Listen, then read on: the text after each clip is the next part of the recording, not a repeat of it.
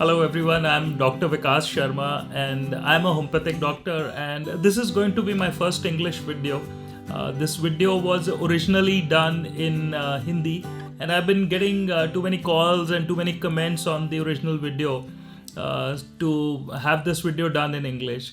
So here I go.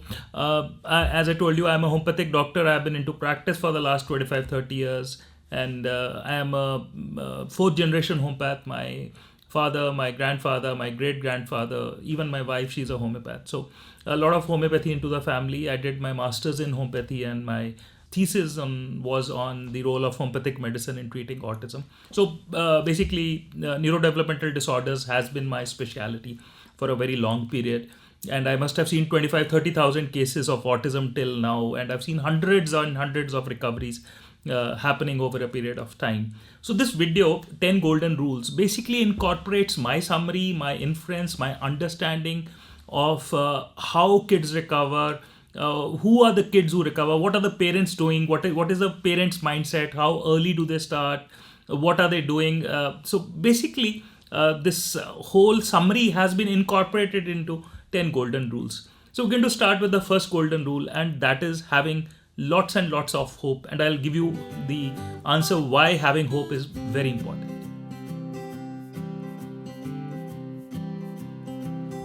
Well, the first thing that most of the parents encounter, and when they take their child to their pediatrician or the neurodevelopmental doctor or their general practitioner, is when he breaks the diagnosis of autism. And either the physician would tell them directly that there is no hope left, or they would kind of give an inference to the parent that this is a non-recoverable thing. And that's where the problem lies, right? See, giving a blanket statement of saying that autism is non-recoverable is not right. Taking away every iota of hope from a parent that autism is non-recoverable is not right. I have seen hundreds of recoveries happening, and there are plenty of researches now which say that a few percentage of kids lose their diagnosis of autism by the age of 7. So if that blanket statement was true that it is non-recoverable, how would these kids recover? See, it is that hope in parents, some parents that I see, that pushes them towards lots of therapy, engagement, medicine. They are discovering various things. So remember one thing, having a very strong hope is the first precondition for the recovery part.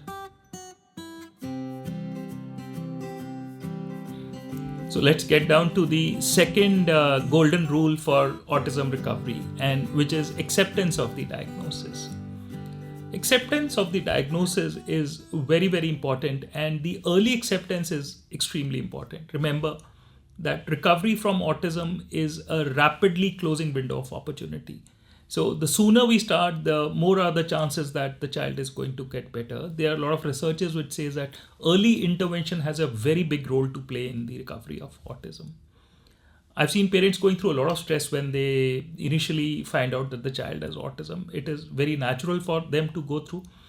I don't blame them for, I totally understand their ambiguity, the confusion that they go through, the delay that they go through. But my request to them is, please don't delay things, right? Even if it is mild autism, remember that mild autism is not like mild fever, that it's going to recover on its own. I've seen situations at home, basically leading into a further delay. I've seen grandparents at times, they would make the parents very comfortable. Oh, don't worry. This is not autism. This is just a speech delay. His father spoke at the age of 5. His uncle spoke at the age of 6. He's going to speak, so don't worry about that. So remember that early diagnosis and early acceptance is the key for autism recovery. Another important point that I wanted to highlight in the early diagnosis or the acceptance of autism is the fact that parents, I see it very commonly being misled by certain terms like virtual autism. This is just a language delay disorder. This is apraxia, dyspraxia. These are just red flags for autism. And this basically takes away a lot of important time from your child's recovery. So remember that this is a rapidly closing window of opportunity. So the sooner you start, the better it is for your child. Once you feel that this could be autism and you accept the diagnosis, immediately start interventions like AVA. Well, let's get down to the third golden rule for autism recovery, which is homeopathy, and happens to be my subject. Hence, I'm going to talk in detail about this thing. Well, I've seen hundreds and hundreds of cases recovering, as I've spoken earlier. But I've seen a large number of cases not recovering also. So it's very fair to say, as we see good improvements in homeopathy and good recoveries, a very large number of cases just don't respond. So I'm being very upfront with the parents. But for those who respond, it can be a big boon. Remember one thing, the age of the child is a very strong determinant for recovery. The sooner you start, the better it is. We've seen improvements happening at a later stage. I've seen there was recently a review on a Google profile also about a child who was 5 years old and had no speech, and I think within 1.5 year the child recovered and has speech and everything. But that's not a very common thing for us to see. The younger child, 2.5, 3, the chances are very, very high with homeopathy. Again, not all kids recover with homeopathy. So the medicines that we use Baraita-Carb. It's basically a brain development medicine. Carcinosin is the main medicine that we use. It helps a child connect with the environment, and thereby, the symptoms of autism, they start improving. Hyoscyamus we use if there is a lot of hyperactivity. Veratrum again for hyperactivity. Stramonium again for hyperactivity. Tuberculinum for hyperactivity. So these are the 5-6 medicines that we use in a clinic for treating autism. My advice to you guys is, for the parents, is please don't use these medicines on your own. Please consult a homeopath who has a lot of experience in dealing with autism. Well, let's get down to the fourth important rule for autism recovery, which is defined by just 3 words: engage, engage, and engage. And which means that the child should be in a constant state of connectedness all throughout the day. Well, remember one thing, that just by being with the child, it will not solve the problem. You will have to do an active engagement with the child. I'll explain in the later rules how to do that active engagement. But remember one thing, that just by being with the child will not solve the problem. If you take him to a park and he's running around in the park, that's not active engagement, right? So a common mistake that I see with parents is that they would drop their child at a grandparent's house, or even at their home with a grandparent or with a maid or with a help, where the child is just left to be in his own world, and it is assumed that the grandparent is there with the child and he's being engaged. So I strongly feel that is not at all an engagement. He needs an active engagement where you play with him, where you engage with him, where you do a lot of activities with them all throughout the day. So 3 words, engage, engage, and engage, constitute the 4th rule in autism recovery. Okay, so let's get down to the 5th golden rule for autism recovery, and which is therapy is not a rocket science. I think the statement clearly defines what I'm trying to say. There is nothing so technical about it. It's not a rocket science. It's very simple.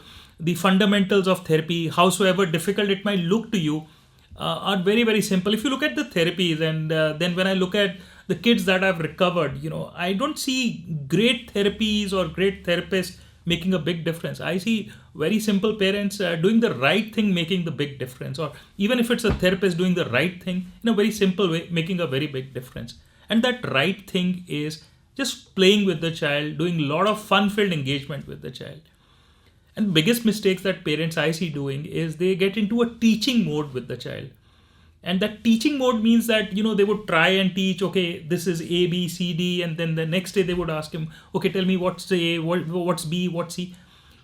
That comes from a perception or an assumption that, autism can be recovered by the fact that if we start teaching the child. This is an assumption that, parents have, that kids learn by what is being taught to them, whereby our larger part, 90 to 95% of our learning is just passive. We acquire from the environment, and we acquire because we are in a state of connectedness. The language that we speak, the basic mother tongue that we speak, we acquire it from the environment. Nobody teaches us. I was born in Chandigarh. My parents spoke Hindi and Punjabi. I could speak Hindi and Punjabi by the age of 2.5. So we connect and we learn. Nobody teaches us the basic things, right? So what you need to do with your child is to keep him in a constant state of connectedness, thereby training his mind to stay in a connectedness so that he'll start learning things on his own. Avoid teaching. Why teaching should be avoided? Because it is not very easy job for the parents to do, and it's not very easy for the child to learn things, and especially when a child has a developmental challenge. So remember, if you are keeping him playfully engaged all throughout the day, that is the best thing that you can do. This comes from a fact that I see very commonly. Where I see good recoveries happening, I would also see a elder sibling or even a younger sibling, younger by a year or so, doing a lot of fun-filled engagement with a child who has autism. Right? When we see a case which is already in a good state coming to our clinic for the first visit, we can easily make out either the parent is doing a lot of fun-filled engagement, or there is some kind of environment that is pushing the child towards connectedness all throughout the day. So remember one thing, keeping the child connected all throughout the day is the most important thing. Doing a lot of fun-filled activities, the most important things. Don't teach the child. Teaching is not at all required. Therapy is not rocket science. It is just fun-filled activities all throughout the day.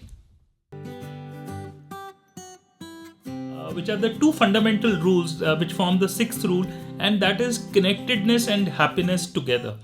What I've seen, what I realized was that to keep the child connected, parents would push the limits of the child, and at times, kids would throw a lot of tantrums. They would get angry. We would see a lot of hyperactivity just because parents were pushing that limits of connectedness all throughout the day, and probably they were not doing it in the right way. So that is where the happiness factor comes in. Connectedness should be achieved only through happiness. Happiness, I mean that the child should be happy. He should not be irritated. He should not be flustered. He should not be sad, irritated, angered. So if you are keeping him connected, remember one thing: if he's throwing a tantrum, then we've lost the battle. If you see him crying 4 or 5 times in a day just because you are keeping him connected all throughout the day, I don't think that's the right approach. So it's a tricky balance between connectedness and keeping the child happy that needs to be achieved. This is the sixth rule in the 10 golden rules for autism recovery. The seventh golden rule for autism recovery is avoid negating effect. What do I mean by avoid negating effect? Well, it's a common thing, a common error that I see parents doing. I don't say it's an error or a mistake. It's just that there is a very less awareness about the subject. So the whole process of autism therapy and this is not an easy job. So I see this mistake happening very often, is that parents would give therapy for an hour or two, or they would take the child to a therapist, and then for the rest of the day the child is left to be in his own world. Here is 1 hour of good intense therapy, and then rest of the day the child is being in his own world. So that has a very strong negating effect. It neutralizes whatever good work has been done. I know it's difficult what I'm talking, but then that connectedness all throughout the day is the most important thing. So if you give him 1 hour of therapy and then for the rest of the day he's left to be in his own world, that negates or neutralizes whatever good work you've done. So avoid that. Keep him in a constant state of connectedness. Well, the eighth rule, which is understanding the child's emotion, happens to be one of the most important rules in the list of 10 golden rules for autism recovery. Remember one thing, when we look at a child who's newborn, or when we look at infant, we see crying and laughing as two emotions, and they are the primary emotions, and which I call it as non-verbal expressions of emotions. So whenever the child feels that he is happy, he would smile back at you, and whenever he's not feeling comfortable, he's having a colic or he's hungry, he cries. So here are we with a child who is not able to express himself in autism, and we have to look at very non-verbal clues to understand his emotions. So if he's crying, if he's irritated, if he's anxious, we have to understand that there is something that is troubling the child. And that is very important for his recovery, as if he's in a constant agitated state, if he's angry, if he's throwing things, he's crying, that becomes a very strong impediment in the child's improvement. So understanding his emotions is very important. And along with this also comes, how do you do therapy? I've seen, as I've spoken earlier, I've seen parents being very aggressive in their approach, running an agenda in their mind. Oh, it's October now and I'm going to put him in kindergarten in the next March. So they start pushing their teaching with the child, and they start pushing academics. That can trigger a lot of anxiety, a lot of irritation in the child. So that can become an impediment in the recovery. So if he starts crying, if he's not liking what you are doing, he'll just go into his own shell. He'll stop engaging with you, and he'll stop taking any therapies, any good work that you are doing. So remember that to understand his emotion is a very, very important point in the whole process. So that is the eighth point: understand his emotions. Crying is a non-verbal expression of his emotion. Please understand that. Well, the ninth rule is reducing the sugar intake of the child. And I'll explain how it becomes an impediment in the recovery and why is it a very important factor. It's very common for me to see parents feeding their kids in the clinic, and at times I see them feeding chocolates and candies in the clinic. So what I'm trying to say is that parents at times can be completely oblivious, completely unaware of the situation, that how sugar can really affect the child's development. See, about 90% of kids in autism have hyperactivity as their symptom. And increasing the sugar intake, or let's say even moderate amounts of sugar, can lead to a lot of hyperactivity in kids. And when they are hyperactive, they are not able to concentrate and they're not able to receive therapies in the right way. So please make sure that the overall sugar content of what your child is consuming should not be high. See, it's not only the white sugar that I'm talking about. Lot many things like fruit juices can contain a lot of sugar. Beverages can contain a lot of sugar. Toffees, candies, obviously they contain a lot of sugar. But at the end of the day, what you need to do is you need to make sure that the overall sugar content what your child consumes in a day should not be very high. Okay, let's get down to the 10th rule, which is make your home a therapy center. It's a very common thing for me to see that parents, as soon as they find out that the child has autism, they tend to put the child in a regular school. Most of them would argue, what is the harm in putting him in a regular school? Once he's with kids, he's going to get better. Again, see, this is based on an assumption. And at times, just putting him in a regular school can be counterproductive. I'll explain it further. See, most of the parents would argue that, okay, it's just 1 or 2 hours, goes at 9, comes back at 12.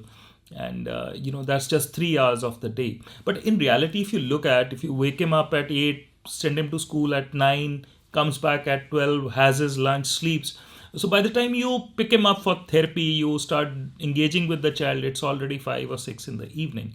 Well, that means around 80% of the active day has gone waste. See, I'm not saying don't put him in a school, but if you can find a school which has an integrated plan where you have active engagement, active therapy, ABA being done, other therapies being done, great. But if it's a regular school, my suggestion to you is please avoid that. That can be counterproductive, but because it takes away a lot of important time from your child's recovery path. So if you can find a great school where your child is really happy, he's being well engaged, great. But if not, your home is the best place to go ahead. Second, let's come down to the therapy centers. There are places where you have great therapy centers, but if you have to travel 2 hours, as I see very commonly here in the NCR region, the Delhi region, and the metro regions, where people need to travel 1 hour, 2 hours just to go to a therapy center for 1 hour of therapy. And again, if the therapy is not been given correctly, or if the child is not happy, then that therapy center is not really worth that energy and the money being spent. So my advice is make your home a therapy center. Use the human assets in the house, your kids, child's grandparents, your siblings, whosoever can do a lot of active engagement. You can find somebody close nearby who can come, and you can pay that person even if he's a non-professional person, right? But active engagement, playing with the child, is the most important thing. So I've seen cases where parents do this, and if a great school is not nearby, and if they do not have access to a great school which has an integrated plan, then make your home a therapy center. Even simple playful activities at home and keeping the child connected all throughout the day can be a very difficult and a challenging job for the parent. It's not as easy as it sounds. So, friends, please make sure that your own mental health is fine. Do yoga, do exercise. And if you need any help for your child, you can write us an email at vikas@drhomeo.com or call our clinic. So, this was the summary of all the information that I know about autism recovery. It has been incorporated into these 10 golden rules. Thank you.